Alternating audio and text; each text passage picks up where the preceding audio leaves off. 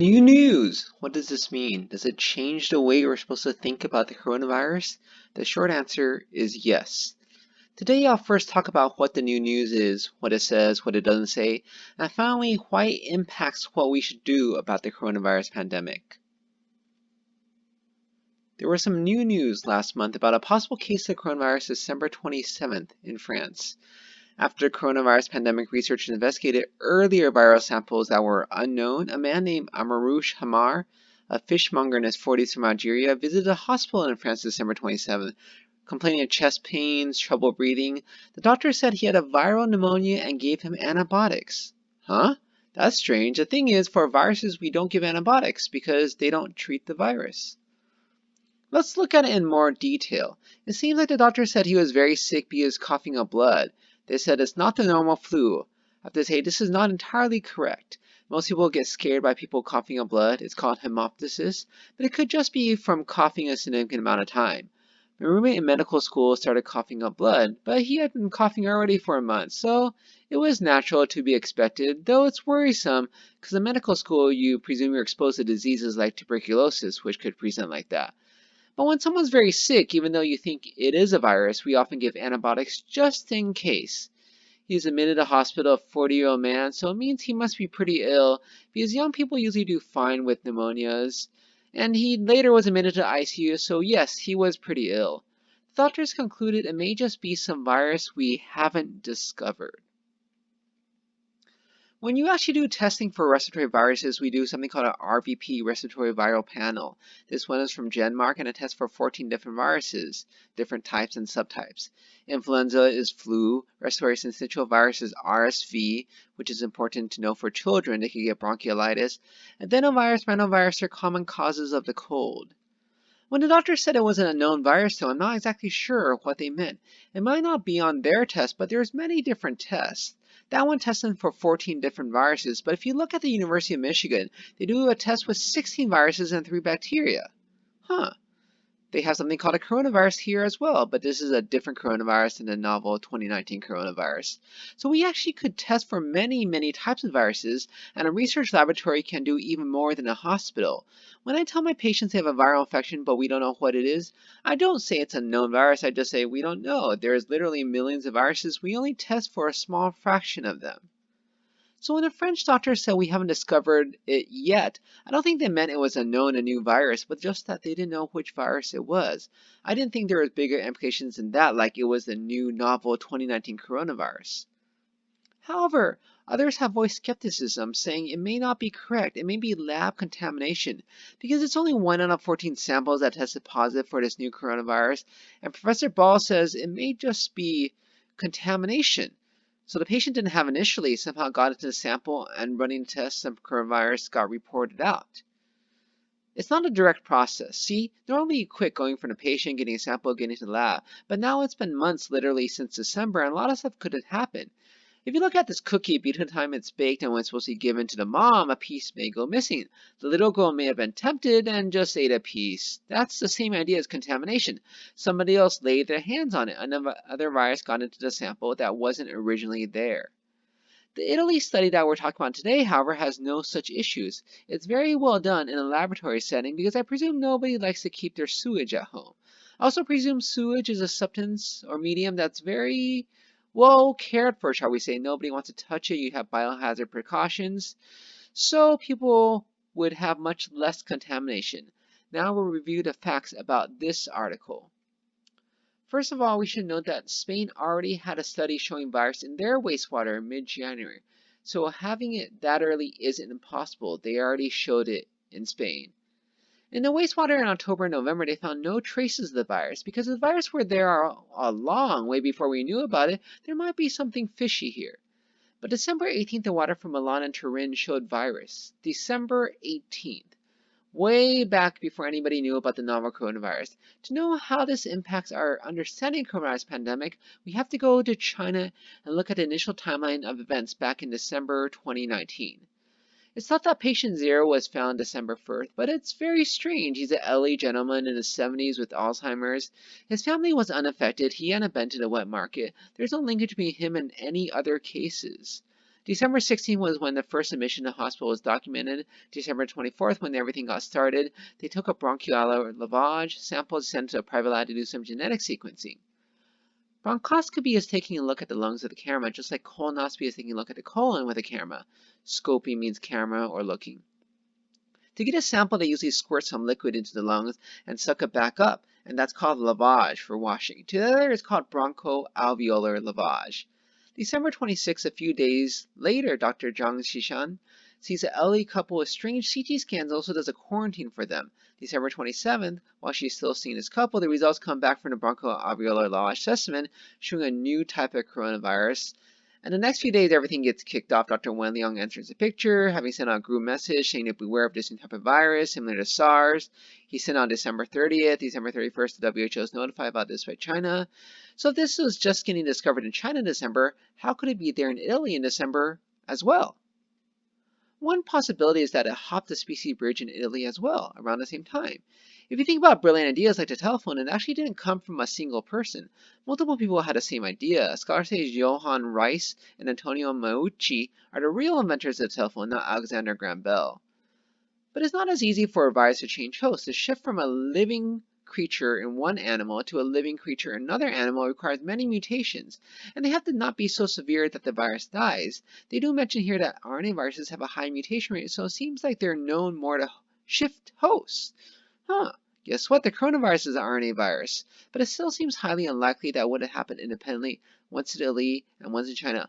Unlikely, not impossible, but it seems more likely somebody just went in between the two locations and transmitted it. 5,500 miles, flying directly, probably a little over 10 hours on flight. By comparison, my flight from Singapore to LAX is almost 9,000 miles, takes 15 to 16 hours. So, a short flight. If it's true that there was already coronavirus present in Italy in mid-December, what does that mean about China then? Does it mean the virus was present even earlier? Maybe, because now they wonder if there's a resident who got it even earlier in December, November 17th. Okay, so if that's correct, what does it mean about our understanding of the coronavirus? Let's take a little aside to talk about mammals and this period called pregnancy. A cow has a pregnancy period very similar to a human, about 9 months, but a llama is 11 months. A wolf is much shorter, just 2 months. How about an elephant? They're much bigger, right? Almost 2 years. Of course, we use the term gestation or pregnancy period for mammals, but what term do we use for chickens? Incubation. And just like it varies for mammals, it could vary amongst egg-laying animals, and maybe amongst viruses like the coronavirus? The common guidance is that you should have symptoms relatively quickly, within a few days of getting infected, or if not by a few days, at least by 14 days, which is a standard quarantine period. But if you go to the actual data, is that correct? This is a study from China where they took data of patients from 50 hospitals, total of 1,100 patients, which is a lot of patients. And it seems like the incubation period was quite variable, as in time before they became symptomatic, 0 to 24 days. The median was 3 days for the non-severe cases, 2 for the severe cases, but 24 days is a lot more than 14 days. And there was another study where they estimated that 100 out of 10,000 cases will experience a symptom onset later than 14 days. And then there's the issue of asymptomatic cases, people who never get symptoms. Remember how Wuhan tested all its residents in May and found 300 cases still? These are asymptomatic cases by whatever definition you want to use for asymptomatic, because you know how on edge China is about the coronavirus with temperature screening everywhere, and I'm sure people will report you if you have so much as a cough. So those people must be truly asymptomatic. And even after all the quarantine in Wuhan, all the isolating where they took people out of their own house and put them in a special place to quarantine, there were still 300. Of course, out of 11 million, that's not very many, but it does prove that there are people who have it and are truly asymptomatic. And remember, there was a big deal made a few weeks ago about Maria van Kerkhove, the WHO's technical lead on the coronavirus, for saying asymptomatic transmission is rare, because it isn't rare, it does happen. Let's go back to this patient 0 who was found December 1st, who may not truly be patient 0. If you look at his story, he never went to the wet market. His family members that he lived with had no symptoms. He has no connection to anybody else that got the coronavirus. And so if you don't believe this coronavirus can magically jump to people who you have never physically interacted with, how would it have been transmitted? It has to be through asymptomatic transmission. People who are carrying it and who don't have symptoms are transmitting it. So let's think of the coronavirus as a fire. As a child, when we went camping, I used to love campfires. It's not very easy to start. You have to take some paper or dry pine needles and take a match and try to light these small things on fire. After you get your tiny fire going, you have to build up the fire with small pieces of twigs. And if you take a big log and throw it on a tiny fire, the fire will just go out.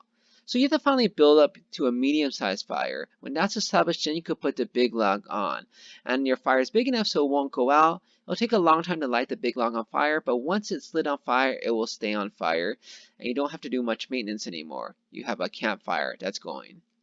There's lots of lessons we can learn from the way you start a fire that relate to the coronavirus. Supposedly in Washington state, the first man had it in January after coming back from China. It wasn't until the latter half of February that somebody died of the coronavirus, though, and it wasn't until March that people started worrying about it, that there were a significant amount of cases found in the state. And now they're saying somebody may have had it in December, so it'd be a good 2 to 3 months from the first person having had it, then it actually becomes noticeable in the general population. If you look at the graphs of the coronavirus cases, you'll see that it takes a few months after the first reported case that the numbers of cases jump up. That's called the ramp-up time.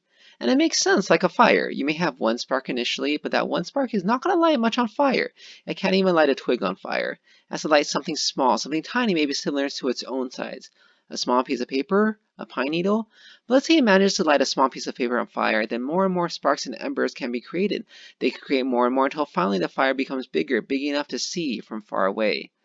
So if this is true that the first case in Italy was in December, when previously it was thought to be late January, and that February was when the outbreak really started, March was when the death rate skyrocketed, they initiated a nationwide lockdown, why do we care? What difference does it make? Because it means the smoldering period of coronavirus is much longer than we expected. The current thought is that the coronavirus spreads rapidly. It's really contagious, people get it and become symptomatic. But if that first case in Italy was in December and it wasn't until February and basically March that it's visible in the population, because it wasn't actually until the end of February that the new daily cases exceeded 100, then the virus spread through the population rather slowly, similar to the US actually. Think about the embers of fire. They may smolder for a long time. You can blow and blow and blow on them, trying to provide them with oxygen, but they don't start a fire right away. It takes a while, a whole lot of effort. And the coronavirus smoldering period, or the population incubation period, is also much longer than we thought. We thought it should spread really quickly.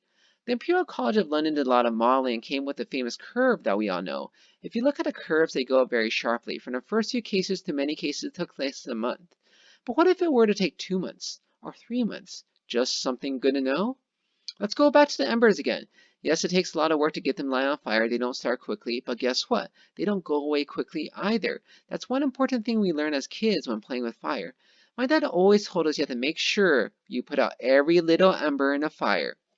You could think you douse the fire with water, you don't see anything, but take a stick, move it around. You might see more embers hiding underneath. And that's my concern with the coronavirus. Because if the curve didn't go up as fast as we thought, I can only think of one explanation. The Imperial College used data from different countries to calculate their curve, and so you'd think it would be accurate. But guess what? They only did testing for people with symptoms back in those days.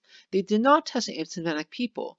And so if we understand about the coronavirus and how it causes infection is correct, I do believe it's pretty easy to transmit the virus to other people and pretty easy to catch it, so I think that part is correct. The only thing we could be missing here is all these asymptomatic cases.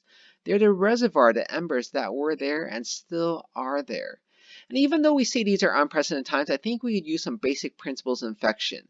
That people with infections can't be asymptomatic. There's something called valley fever. It's a coccidioides, a fungal infection. It's common in Southwest Arizona, California, Central Valley. Most people are actually asymptomatic.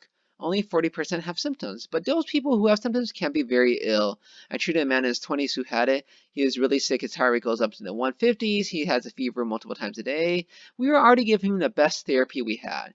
So let's just say asymptomatic people are not very good at spreading coronavirus. I'm not actually sure this is true. They might be very well just as good spreading it as a symptomatic person. Let's say they just transmit to another person once a week. That person may or may not develop symptoms, but either way the number of cases would go up very slowly.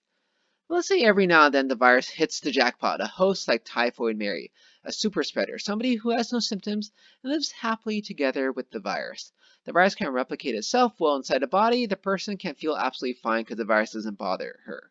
This person may be doing fine, but they're high risk for infecting other people. And every now and then, by accident, by luck, the virus may hit one of these persons. And then an outbreak happens. You may have seen the whack-a-mole game. You try to hit them all, you get it, but another one pops up. And so yes, you may track an outbreak and then find the super spreader who caused it, think you're good until another outbreak occurs because there's a reservoir.